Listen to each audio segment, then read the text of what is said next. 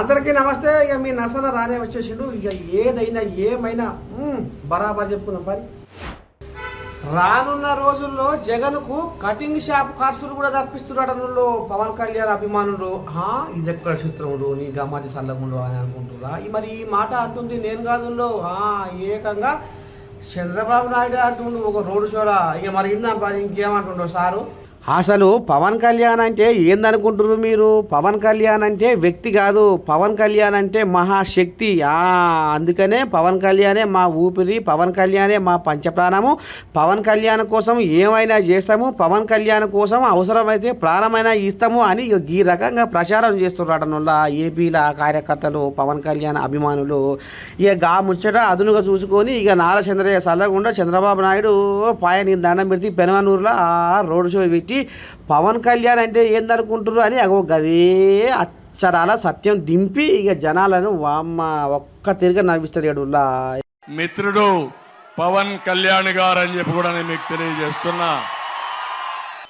ఒక హీరోగా వండుకొని, పవర్ స్టార్ గా వండుకొని సమాజం కోసం వచ్చిన వ్యక్తి, ఈ రాష్ట్ర ప్రజలకు న్యాయం చేయాలని వచ్చిన వ్యక్తి పవన్ కళ్యాణ్ గారు అని చెప్పి నేను మీకు తెలియజేస్తున్నా. అలాంటి వ్యక్తి వస్తే అవమానించి మాట్లాడతారా మీరు?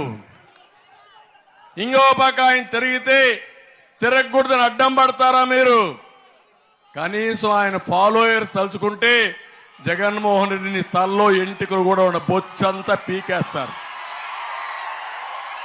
అసలు ఏంటంటే మా మిత్రుడు పవన్ కళ్యాణ్ ఒకప్పుడు తిట్టుకున్న ఇక ఆ మాటలు ఎక్కడ వినియో ఏం కదా, కానీ పవన్ కళ్యాణ్ మా మిత్రుడు పవన్ కళ్యాణ్ అంటే ఏందనుకుంటారు అన్న సోది చెప్పుకొచ్చిండు. అంటే ఇక ఎటువంటి ఉంటుంది కదా రాజకీయ జిమ్మికు వ్యతిరేక ఓట్లు ఎక్కడ కూడా చీలిపోవద్దని ఈ రకంగా అంచనా వేసుకుంటా జనాలను ఉబ్బి తబ్బిబ్బు చేసుకుంటా ఇక మొత్తం మీద రోడ్ షోలో నీ దండం పెడితే పవన్ కళ్యాణ్ ఆకాశం ఎంత ఎత్తు నీ దండం పెడితే ఇక ఆ రకంగా సూర్య చెప్పుకొచ్చిండు నారా చంద్రయ్య. చూడాల మరి రానున్న రోజుల్లో పవన్ కళ్యాణ్ అయ్య అభిమానులు తలుచుకుంటే జగన్ నెత్తి మీద ఎంటిక కూడా ఉంచరాడనుల్లా. అంటే చూడు మరి పవన్ కళ్యాణ్ అయ్య బలం ఎట్లా ఉందో. ఇంకో పక్క ఆయన తిరిగితే తిరగకూడదని అడ్డం పడతారా మీరు? కనీసం ఆయన ఫాలోయర్స్ తలుచుకుంటే జగన్మోహన్ రెడ్డిని తల్లో ఎంటికలు కూడా ఉన్న బొచ్చంతా పీకేస్తారు. ఇక రేపో మాపో పార్లమెంటు ఎలక్షన్లలో పలుకుబడి చూపించాలని నీ దండం పెట్టి రాజకీయ నాయకులు ఇక మరి కింద ఉన్న చోటా మోటా లీడర్లకు రాజకీయ శిక్షణ ఇస్తే ఇక మరి ఏపీ పెద్ద మనిషి జగన్ వామ్మో నీ దండం పెట్టి ఏకంగా రాజకీయ పాటలు నేర్పుతుండు. పాటలు ఇక మరి ఎంత రామసక్కని జిమ్మిక్కులో చూడు. ఇక మరి ఈ పాటలతోటి ఖచ్చితంగా గెలవాలన్న పంతం మీద కసి మీద ఉండరాటనుల్లా. ఇక ఇందాం పడే వాళ్ళ పాటలు. ఇక మనం ఇప్పటిదాకా ఏం చూసినాము, ఎన్నికల ప్రచారంలో రాజకీయ నాయకులు దండం పెడితే ముడ్లు కడగంగా, మూతులు కడగంగా, ఇస్త్రీ చేయంగా, సౌరం చేయంగా తీరొక్క తిని పనులలో ఆఖరికి ఆడబిడ్డ బట్టలు ఉతుకుతుంటే బట్టల కాడుకొచ్చి కూడా నేను ఉతుకుతా అన్నట్టుగా ముందుకు వచ్చి ఈ రకంగా నాయకులు ప్రచారం చేస్తున్నారు నిర్ణయాల. కానీ ఆంధ్రప్రదేశ్లో పిఠాపురంలో వైఎస్ఆర్సీపీ అభ్యర్థి వంగా గీత మాత్రము ఏకంగా పాటలే పాడుతుందిలా. నడిపించు నానావా నడి సంద్రమున దేవా అనుకుంటా ఇక ఈ రకంగా పాటల కార్యక్రమం ముంగటేసుకొని వంగా గీత నేను దండం పెడితే వన్స్ మోర్ అని అనిపిస్తుందిలా ఏపీలో.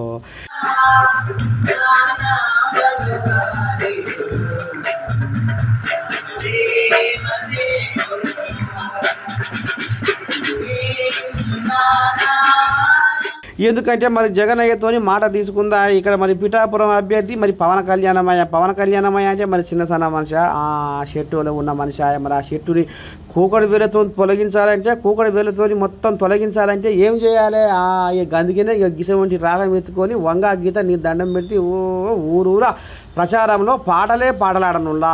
అంటే చూడు రాజకీయ నాయకులకు ఏం తెలుగులు ఏం బుద్ధులు ఎట్టుబడి గెలవాలన్న ఆశతోటి వంగా గీత ఈ పాటల కార్యక్రమం ముంగటేసుకొని పోతుందటనుల్లా బ్రహ్మాండంగా.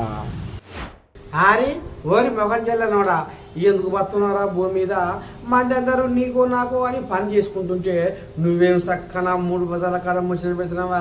అబ్బా ఇక నీకు సిగ్గి లజ్జ రాదురా? ఎందుకు పుట్టినవారా ఈ మంచి పుట్టుబడి? అదే లోకం మీద దున్నపోతే పుట్టవచ్చుంటాడు నువ్వు దున్నపోత అయ్యి అని ఈ రకంగా తిరుగుతుంటారు అయ్యా అమ్మ చేతికి వచ్చిన కొడుకుని. కానీ దున్నపోత అంటే అంత ఆషామాషి ఏం కాదు చరిత్ర. ఇక ఇన్నూరు ఎట్టుందో భాగవతం.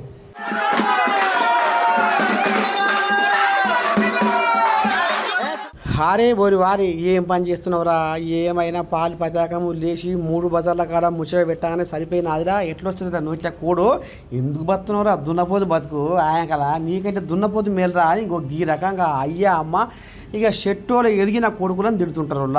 కానీ ఇక దేని పడితే దానికే దున్నపోతు బతుకు అంటారు. కానీ వామ్మో దున్నపోతుకున్న విలువ, దున్నపోతుకున్న చరిత్ర, దున్నపోతుకున్న ప్రత్యేకత ఇక ఆ కొలుపు చెప్తే మాత్రం మీరు నోరలో పెట్టి చూస్తారు. దున్నపోతు మీదంగా పోతే దున్నపోతు కాళ్ళ కిందంగా మనం ఉంటే ఇక దున్నపోతు మన మీదంగా నడుచుకుంటా తొక్కుకుంటా పోతే ఎంతో పుణ్యవాడనులా చేసిన పాపాలు మొత్తం వైదొలిగిపోతాయట, పోరగాళ్ళ బుద్ధి చక్కగా అవుతుందట. ఇగో ఈ రకంగా కాకినాడ జిల్లాల నీ దండం పెట్టి ఎంత రామసక్కని దున్నపోతు పండుగ చేసుకుంటారో చూడు.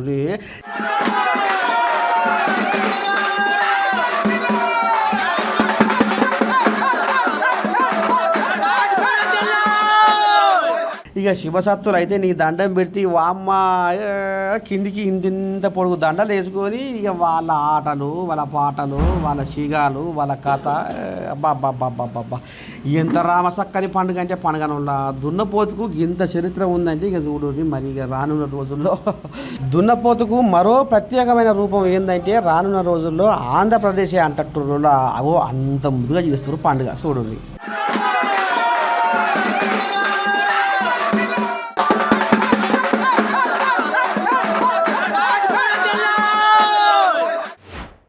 నేను పట్టుకొచ్చిన ముచ్చట్లు ముద్దుకున్నాయా. ఇక రేపు కూడా గిదే చేయాలకు వస్తా. అంతమంది మీరు ఏం చేయాలో చూస్తూనే ఉండాలి. మన తెలంగాణ టీవీ శనార్థి అందరికీ నమస్తే.